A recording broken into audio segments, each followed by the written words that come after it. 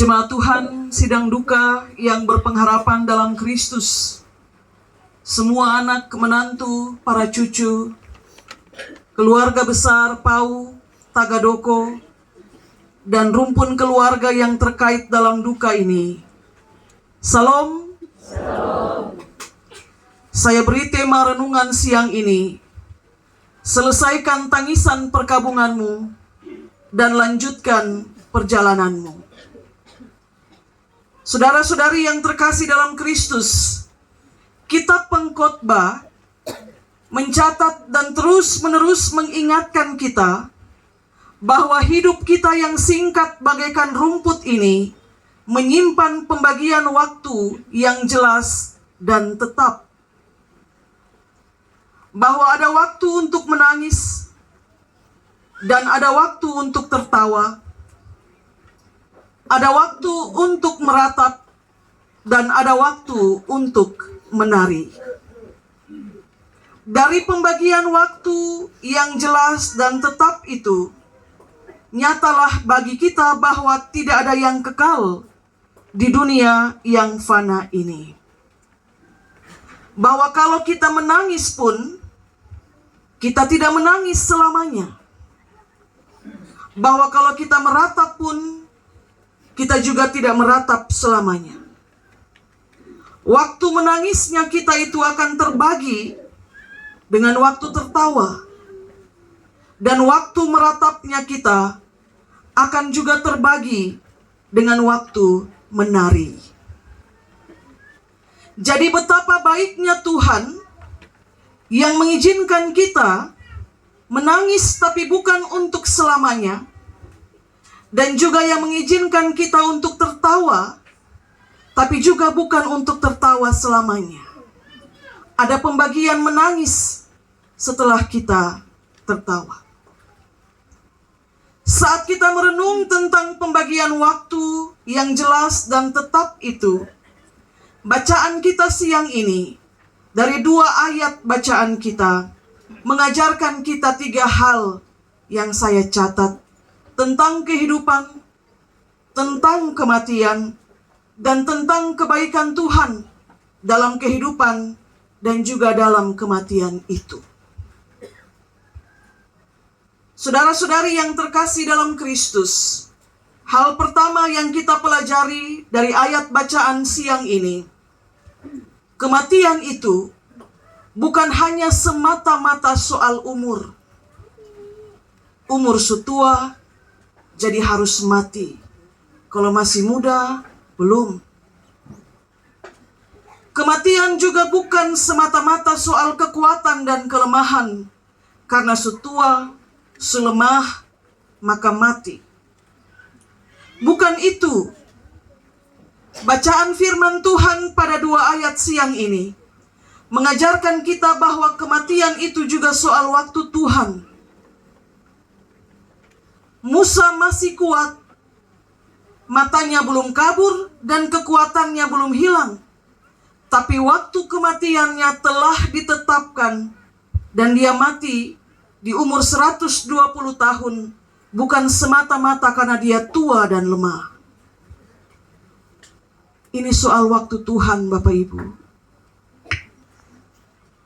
Hal yang kedua, bacaan firman Tuhan juga mengajarkan kita bahwa tidak ada kematian yang tidak ditangisi. Setiap perpisahan karena kematian sesungguhnya layak untuk ditangisi. Maka menangislah jika memang saudara harus menangis. Karena berpisah dengan orang tua yang melahirkan, yang membesarkan, yang mengasihi, yang mencintai karena kematian, itu sungguh-sungguh menyakitkan. Tangisilah dia dan berduka citalah. Setiap orang beriman diizinkan untuk mengalaminya dengan tetap bersandar kepada Tuhan. Dan hal yang ketiga, bacaan firman Tuhan siang ini mengajarkan kita bahwa setiap perkabungan pasti akan berakhir. Setiap perkabungan pasti akan berakhir. Meskipun saya dan saudara, kita diberi ruang yang seluas-luasnya untuk menangisi dan meratapi kematian orang tua yang kita kasihi. Tapi kita mesti mengingat bahwa setiap perkabungan pasti akan berakhir. Demikian juga setiap tangisan. Ada waktu di mana kita mulai berkabung, tapi ada datang waktu di mana perkabungan itu akan selesai. Karena apa? Karena kehidupan harus terus berlanjut. Karena waktu meratap dan waktu berkabung itu disediakan bagi kita bukan untuk selama-lamanya. Itu hanya untuk sementara. Seusai perkabungan itu, kembalilah tertawa dan juga menari di kehidupan yang indah yang Tuhan atur bagi setiap anak-anaknya. Saudara-saudari yang terkasih, sidang perkabungan yang berpengharapan dalam Kristus. Tuhan kasih kita waktu berkabung untuk menyatakan cinta kasih dan juga rasa sayang sekaligus rasa kehilangan bagi mama kita, bagi oma kita, bagi saudari kita terkasih. Tapi Tuhan juga saya kira tidak menghendaki kita berkabung selama-lamanya.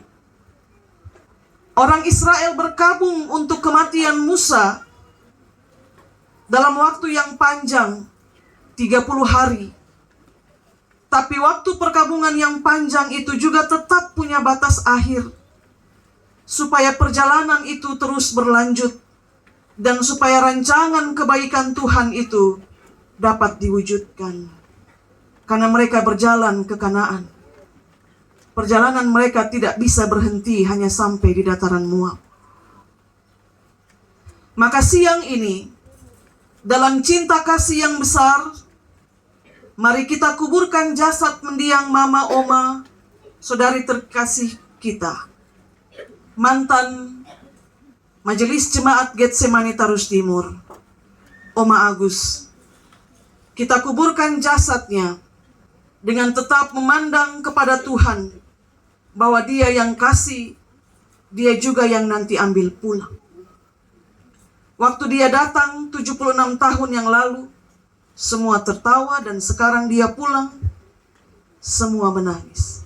Tapi sesudahnya, mari kita kembali menjalani kehidupan dengan tetap berpengharapan kepada Tuhan.